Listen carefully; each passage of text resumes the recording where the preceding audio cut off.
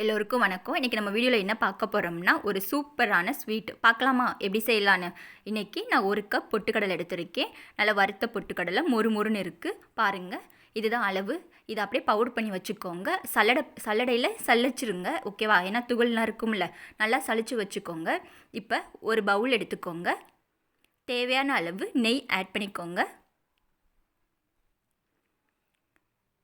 இப்போ நான் 3/4 cup sugar எடுத்து அதையும் பவுடர் பண்ணி வச்சுருக்கேன். அதை நல்லா கலந்து விட்ருங்க நெய்யோட.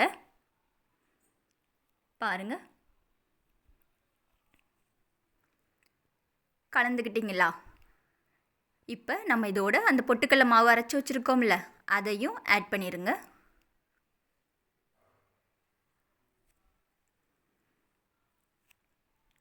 நல்லா கலந்துக்கோங்க.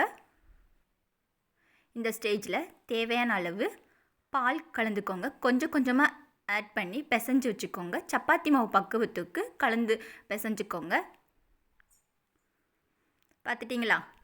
அவ்வளோதாங்க.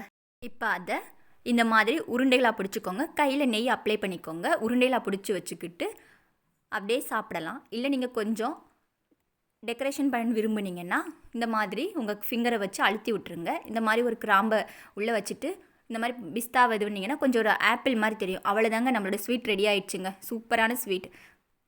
ஓகே நண்பர்களே, உங்களுக்கு இந்த வீடியோ பிடிச்சிருந்துச்சுன்னா லைக் பண்ணுங்கள், கமெண்ட் பண்ணுங்கள். மறக்காமல் நம்ம ட்ரெடிஷ்னல் விலாக்கு சப்ஸ்கிரைப் பண்ணுங்கள். தேங்க்யூ.